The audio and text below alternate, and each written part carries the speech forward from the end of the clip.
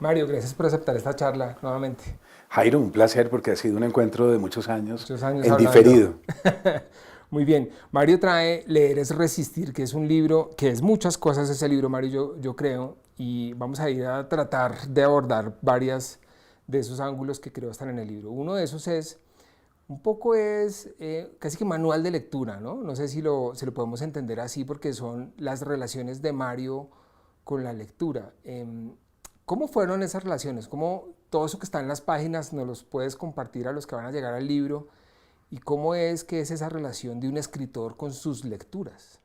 Pero fíjate, Jairo, que la mayoría de las veces que hemos visto a escritores escribiendo sobre libros o sobre la lectura, hay una posición más teórica, que es maravillosa. Yo no digo que eso no lo disfrutemos, lo disfrutamos mucho. Cualquier ensayo de Borges, uno lo disfruta. Vargas Llosa tiene un libro inolvidable que es La verdad de las mentiras. Tiene un libro sobre García Márquez, que es una pieza maestra, Historia de un deicidio. Sábato, muchos han tenido, digamos, libros sobre libros o en algún momento sienten la necesidad de escribir sobre lo que es su proceso con la biblioteca. Pero yo me hice una pregunta y es, yo nunca he leído, no sé si de pronto alguno de los espectadores o tú hayan leído y yo no lo conozca, pero yo y lo busqué y no lo encontré, un libro narrativo, un libro literario sobre la lectura. Es decir, que cuente historias, que uno tenga personajes, tramas, que sucedan cosas y que uno quiera saber qué va a pasar, ¿no? Que no sea un ensayo, no son ideas sobre libros, sino es tramas sobre libros o sobre lectores.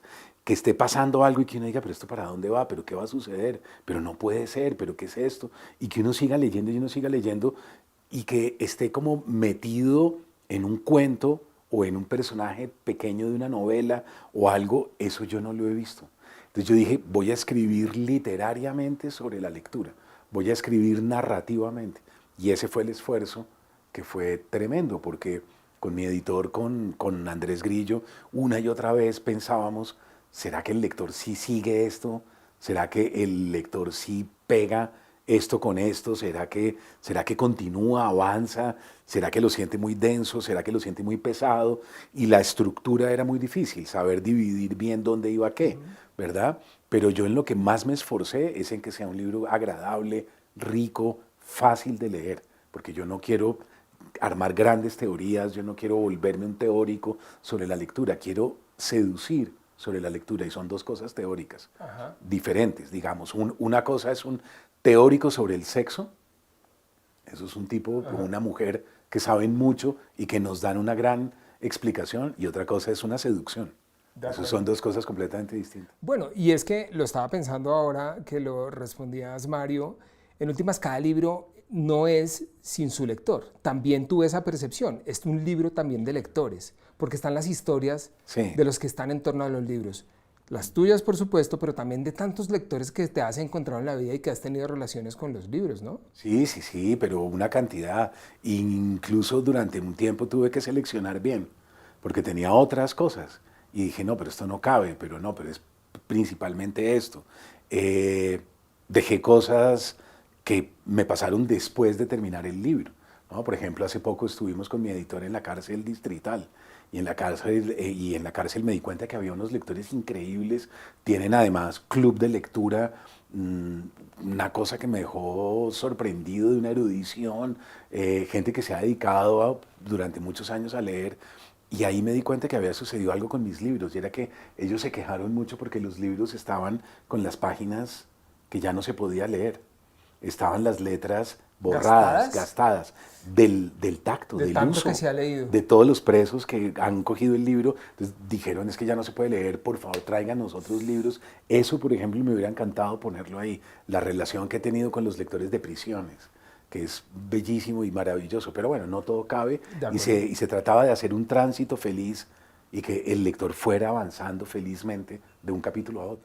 Obviamente la pregunta está respondida en el libro en general, pero ¿cómo se resiste leyendo? O sea, ¿de qué manera uno responde al título que lleva el libro, que es Leer es Resistir? Jairo, yo creo que el establecimiento es demasiado opresivo. Yo creo que el establecimiento ha hecho algo muy grave, y es ensalzar el ego, ¿verdad? Las redes sociales principalmente son eso. Es un mundo en el que yo tengo que estar muy pendiente de mí. Entonces, ¿cuánta gente me hizo like? ¿Cuánta gente me escribió? ¿Cuánta gente me respondió acá? ¿Qué me dijeron? Yo en Twitter, yo en Instagram, yo en Facebook, ¿verdad? Yo. Selfie, selfie, selfie. Yo aquí en no sé dónde, yo en el restaurante tal. Yo de vacaciones. Y ese pronombre personal de la primera persona del singular se nos ha vuelto un monstruo de narcisismo exagerado. Un editor que tuve una vez dijo una frase para mí inolvidable. Dijo, ¿cómo ha empeorado mi vida desde que tengo WhatsApp? Y a mí me pareció fascinante la frase. Y era porque, claro, tenemos que estar todo el tiempo pendientes, conectados, presos, ¿no? Y de alguna manera con un exceso de protagonismo. Y aparte de eso, el establecimiento te manda mensajes todo el tiempo de una positividad tóxica. Entonces tienes que triunfar, tienes que ser exitoso, tienes que lograr cosas en la vida. Desde por la mañana te levantas mirando frases positivas sobre cómo lograrlo, sobre tú vales mucho, cómo mejoras tu autoestima, no se te olvide que no sé qué. Y resulta que la vida no es eso. La vida es una suma de cosas. Entre esas hay cosas de positivismo, chévere, pero la vida muchas veces es enfermedad, dolor, fracaso, muerte, silencio, duelo. Hay una cantidad de sentimientos, emociones que no están mal, que son parte de la condición humana y que no hay por qué estarlas negando y no hay por qué estarlas censurando. Y yo no tengo por qué ser feliz todo el tiempo, ni tengo por qué ser... no tengo por qué llegar a la empresa y ser el entusiasta, sonriente, el que siempre está bien, el que nunca se deprime. No, eso no está bien. No está mal estar mal, ¿verdad? Uno tiene ese derecho. No está mal llorar, no está mal deprimirnos, es un mundo muy duro. Y hay enfermedades y hay pruebas en la vida que son sumamente difíciles de cruzar. Entonces, ¿por qué negar todo eso? Entonces, yo creo que esa positividad tóxica, ese narcisismo, ese exceso de yo hiperprotagónico, con ese capitalismo salvaje que ya decía el profesor Noam Chomsky, es además capitalismo depredador, que te obliga a competir, a dar codazos, a que tienes que imponerte, a que te están esperando grandes escaños en la vida, grandes puestos, por fin tienes lo que tú te mereces, etcétera, etcétera. Esta vida es la que yo me merezco. Hay mil frases alrededor de eso que son horribles.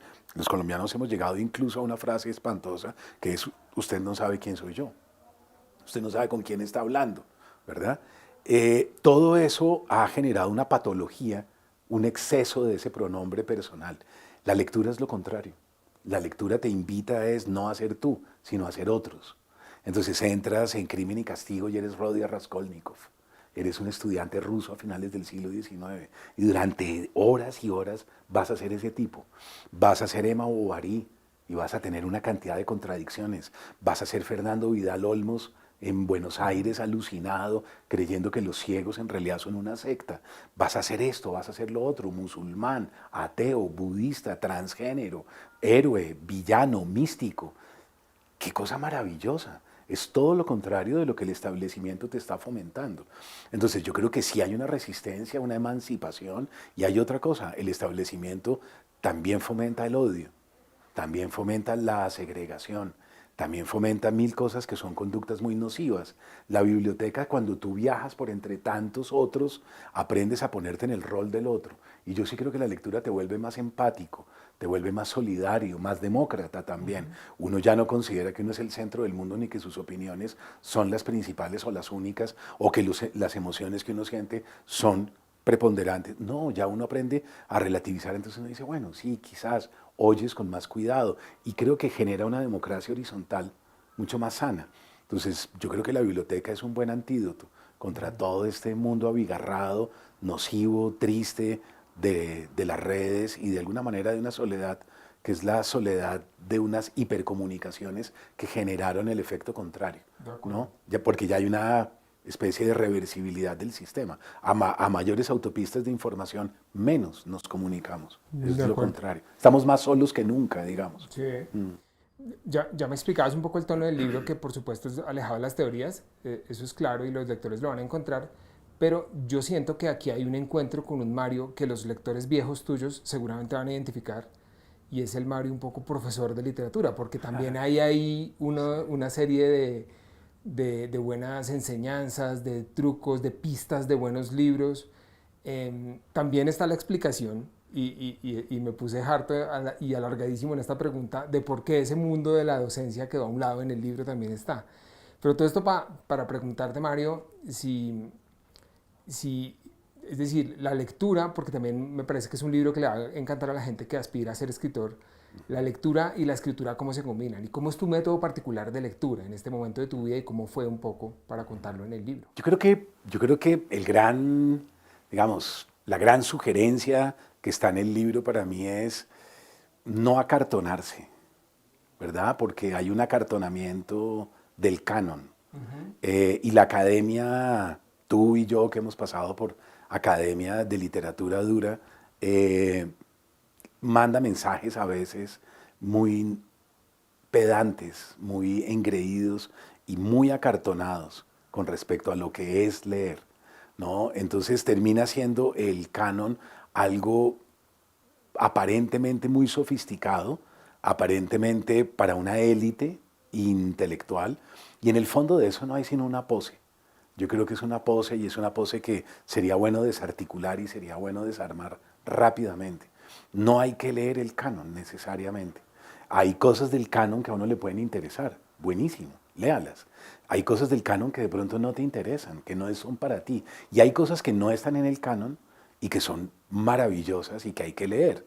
Yo pongo un ejemplo que es El Padrino, ¿verdad? Es increíble, y yo creo que tú compartes mi opinión. Tú que pasaste por la academia, no creo que recuerdes una discusión en clase sobre El Padrino de Mario Puzo, no creo. No creo que recuerdes una clase sobre El Padrino, porque nadie dictaba eso en ningún departamento de letras. Y ahí está Corín Tellado también. Corín Tellado, que a mí me parece una escritora que hay que mirar, hay que revisar. Hay, por ejemplo, unos autores que entran y otros que no, y autores extraordinarios que nunca se citan. Un Stephen King. ¿De acuerdo? Es un escritor que hay que mirar, hay que ojear, hay que acercarse, hay que ver por qué el tipo en cine ha sido lo que ha sido, y como fenómeno literario también. Y hay grandes autores que tampoco están dentro del canon. Un Lawrence Durrell, por ejemplo, el Cuarteto de Alejandría, yo nunca recibí una clase. Un Stefan Zweig, increíble. Zweig es uno de los grandes autores del siglo XX, si no de los, digamos, de los 3 o 4 más significativos del siglo. Y sin embargo, no, fíjate, nunca hay una tesis sobre Zweig, nadie habla sobre el autor. En los mismos colegios tampoco lo citan. En la literatura colombiana hay una cantidad de escritores olvidados que son extraordinarios por pose. Entonces yo creo que lo primero que uno tiene que quitarse es la pose. Y uno tiene que decir, porque eso también manda un mensaje muy equivocado: si tú no sabes leer estos autores, no eres un gran intelectual. Y así hemos castrado a una cantidad de lectores que hubieran podido entrar en la biblioteca y ser felices, y nosotros les hemos frenado el camino diciendo, no, esto es para unos pocos.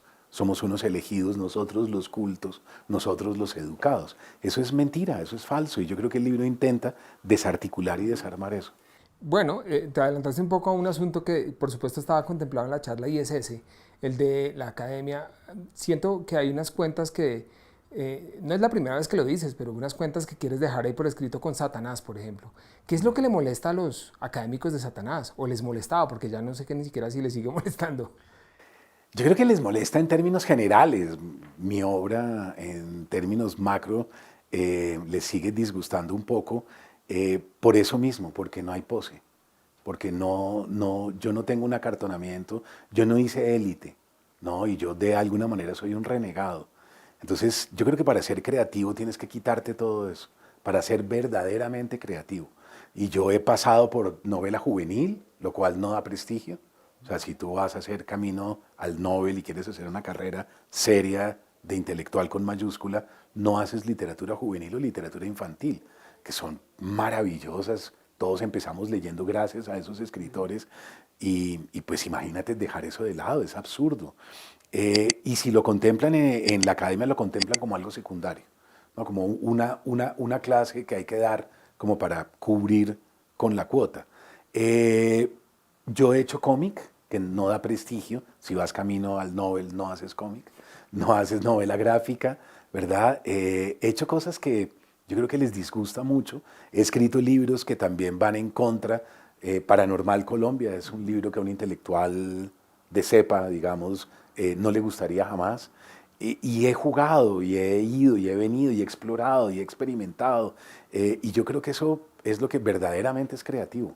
En cambio, quedarte con el acartonamiento y con la pose, me parece que es muy peligroso y es lo que ha generado a veces una literatura un poco repetitiva. No sé si en últimas hay como una literatura de los estudiosos de la literatura y otra literatura de la gente real. En últimas, a veces tenía esa percepción leyendo el libro y no sé qué piensas, Mario, de esa distinción. Yo creo que ahí es cuando ellos patinan mucho, y ahí es cuando peligra todo, porque si uno empieza a hacer divisiones tajantes entre lo comercial y lo artístico, ahí patina uno feo, porque se les olvida que el Quijote fue un suceso en su tiempo.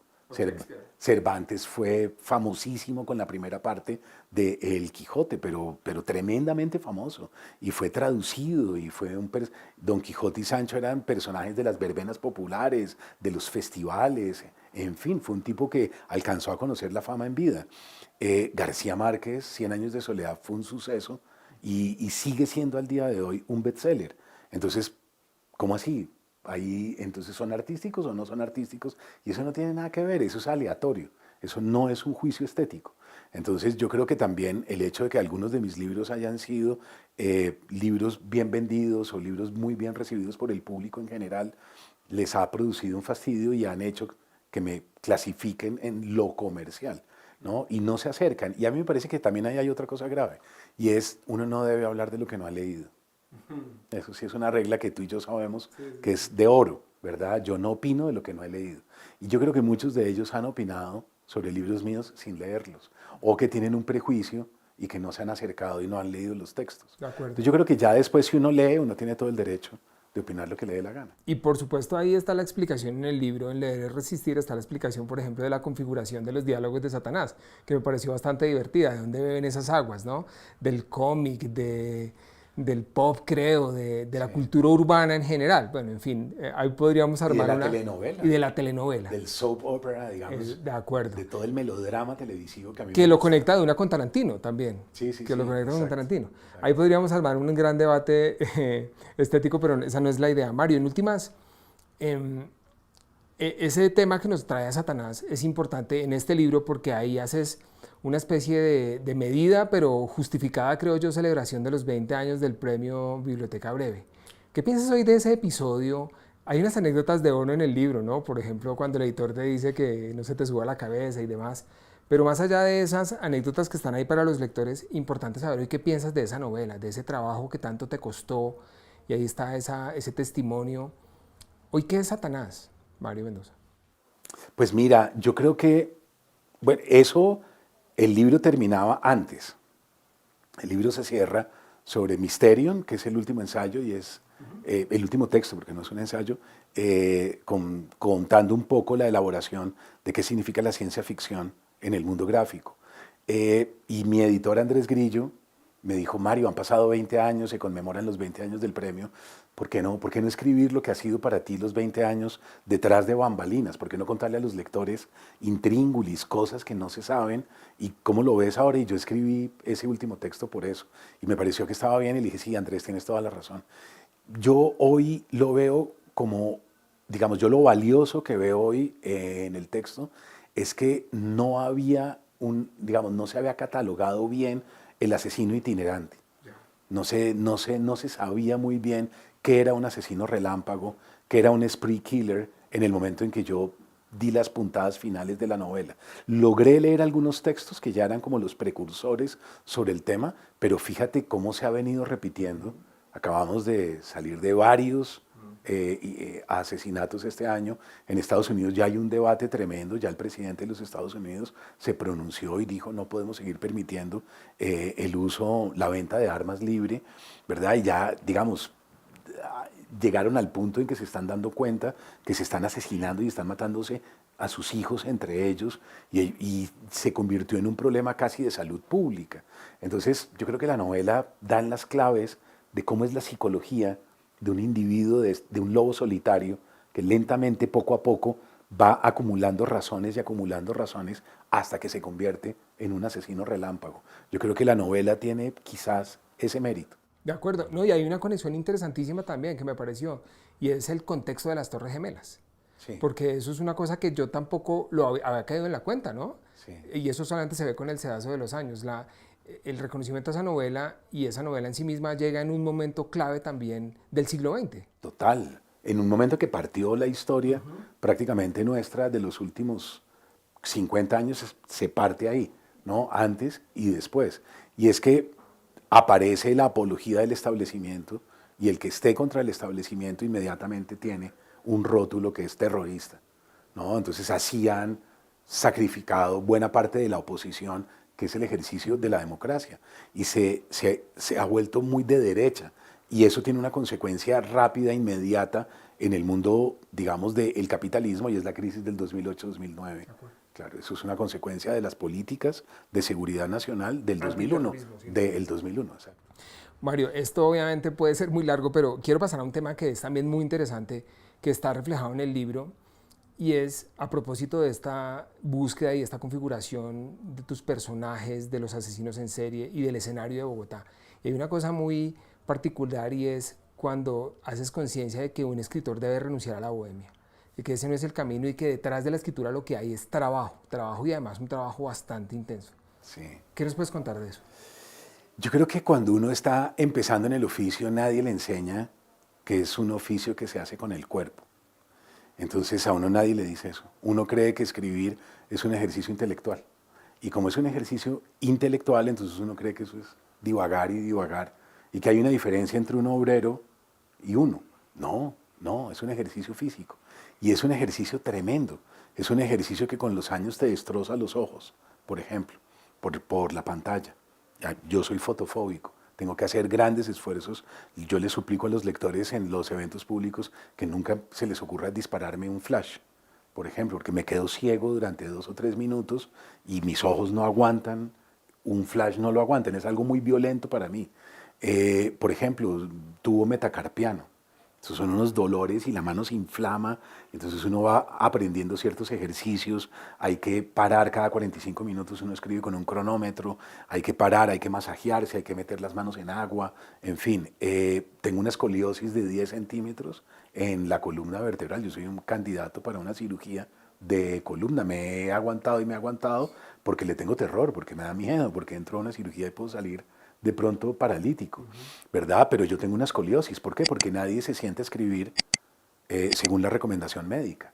Nadie se sienta perfecto, ¿no? Y se mantiene 13, 14 horas en la posición ideal que el médico le ha recomendado. Uno se va escurriendo en el asiento y en la medida en que se va escurriendo y en la medida en que ya no puede más, pues la columna se va torciendo.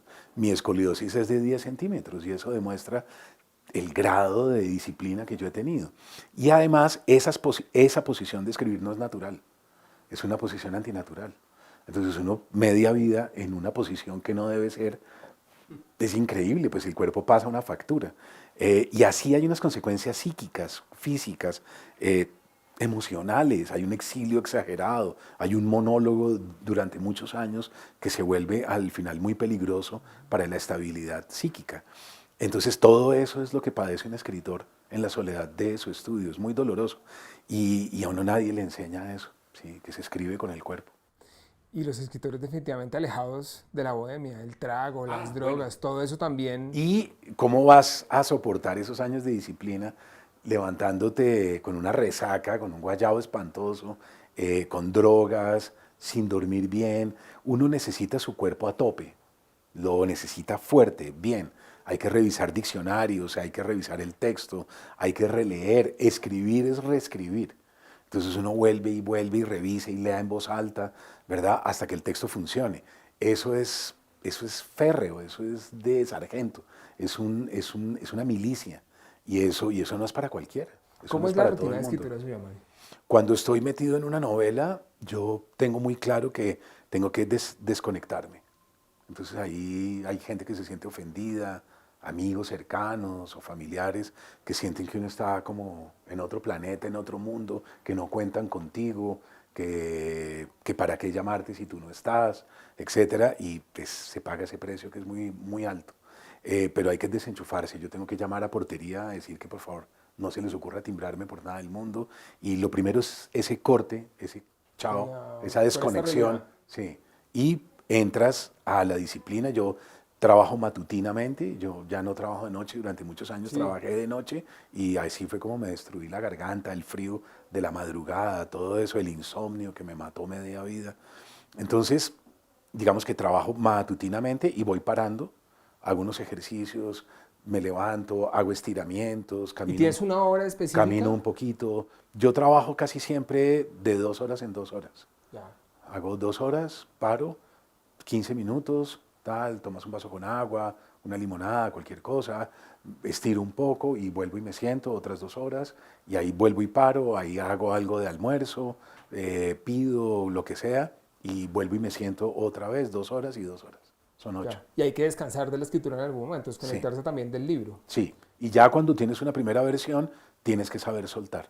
Después de las correcciones hay que soltar. Razón por la cual yo, por ejemplo, no me releo jamás. ¿Nunca te relajas? Jamás, nunca. Yo nunca abro un libro porque lo releí 1000 veces y Sí. lo volví a releer con el editor y volví a corregir hasta la saciedad. Entonces ya hay un punto en el que yo no quiero volver a ver eso por ningún lado. De acuerdo. Y cuando estás escribiendo, ¿lees otras cosas? ¿Ves Sí. películas? Sí. ¿No, sí. ¿No sientes que eso te pueda un poco No, perturbar lo que estás haciendo? no, yo tengo una regla. Yo no enciendo pantallas, digamos, la televisión, con luz diurna. Jamás, nunca. O sea, yo nunca estoy viendo una Ya. película, excepto si es un fin de semana, un puente, en el que esté descansando. Pero en horario normal, regular, para mí ver películas, ver series, es algo que hago sin luz del día. Ya. ¿Y escribes con música o Y sin música? sí, escribo con música y sí leo porque el ritmo Ya. de otros es contagioso Ya. y me gusta mucho. Entonces a mí me gusta mucho Mutis, por ejemplo. ¿Sí? Mutis tiene un ritmo ¿Pero maravilloso. lees la poesía o los libros de La prosa. Mutis? La prosa. Sí, la prosa de Mutis me parece maravillosa. Me gusta mucho Antonio Muñoz Molina. Sí, ahí me cuentas. Es extraordinario el ritmo de ese tipo. A mí me parece trepidante, maravilloso. Y García Márquez le tomas distancia, según también contaste, porque ese sí es Exacto. tan bueno que lo Es- daña a uno. Porque García Márquez es muy pegajoso. Sí, Es un ritmo tan extraordinario que terminas tú escribiendo parecido. Ya. Y si escribes parecido, terminas convertido en un gabo chiquito. es una cosa menor. En una cosa menor y ahí te aniquila. Entonces, con García Márquez hay que tener cuidado porque es sumamente contagioso.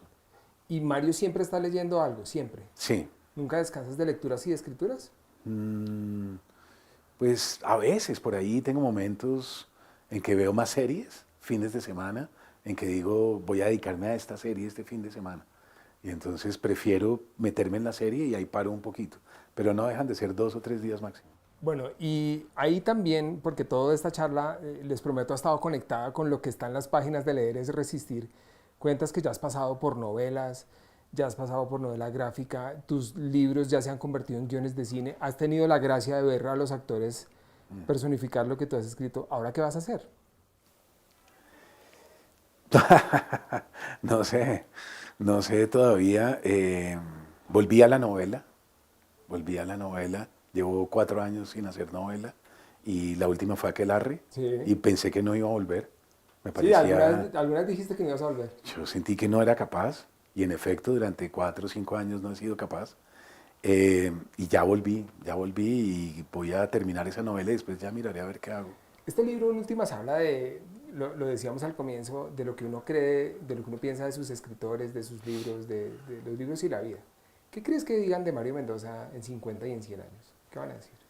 No sé, no tengo ni idea. ¿Qué te imaginas? No sé, no sé, no tengo ni idea, no se me ocurre nada, pero yo ya me voy muy satisfecho con una sensación, ya es la sensación de haber creado lectores. Eso a mí me parece que es una gran labor. Hay maestros que se dedican a eso, promotores de cultura, gente del periodismo, ¿verdad? Como tú y como tantos otros, y a mí me parece que hemos hecho país en silencio, sin aspavientos. Y si de alguna manera este país ha cambiado en algo y hemos logrado poner a una persona como Petro en la presidencia de la República, es porque Petro ha hecho trabajo de base. Trabajo de base era durante muchos años arrancar, como la expresión lo dice, en la base y empezar y al final uno sí es capaz de hacer una revolución, sí es capaz de transformar una sociedad.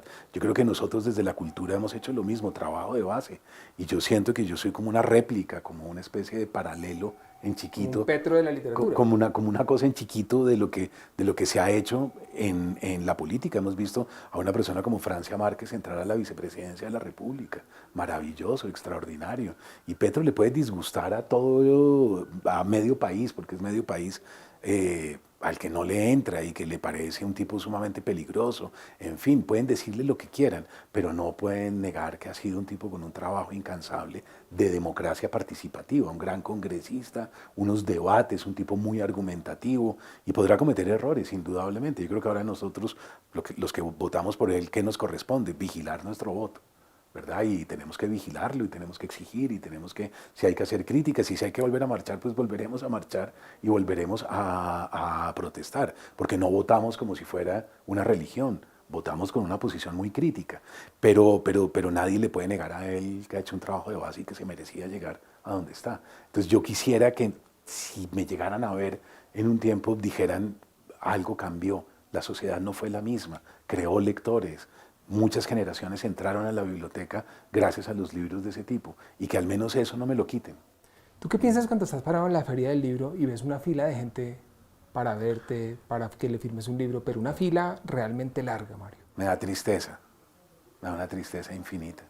¿Qué? Porque no puedo estar con ellos como yo quisiera.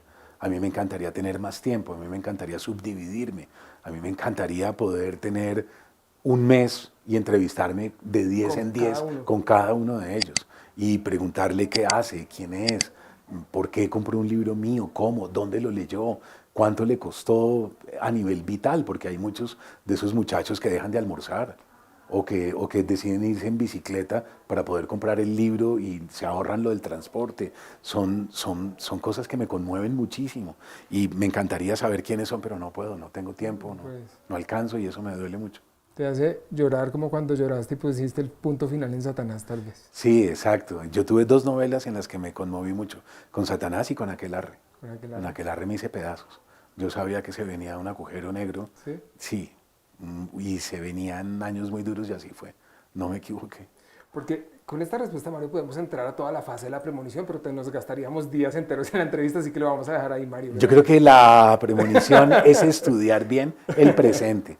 Y si uno mira este presente, por ejemplo, ya sabemos que hay una guerra mundial, claro, ya sabemos que se viene una hambruna, Naciones Unidas ya lo dijo, ya lo anunció, la FAO también, y sabemos que se van a venir tiempos muy difíciles. Sí, es verdad. Pero en esos tiempos tan difíciles que se vienen, la biblioteca sigue siendo un buen refugio. Y todo esto está en las novelas gráficas de Mario. También, ya exactamente. Las novelas gráficas. Exacto. E insisto, ahí sí nos toca ya dejar ahí para no ocupar más a Mario. Mario, gracias. Gracias a ti, Jairo. Aprecio mucho que hayamos dialogado a lo largo de los años ya tantas veces y sin pandemia y ojalá sigamos haciendo. Sigamos así.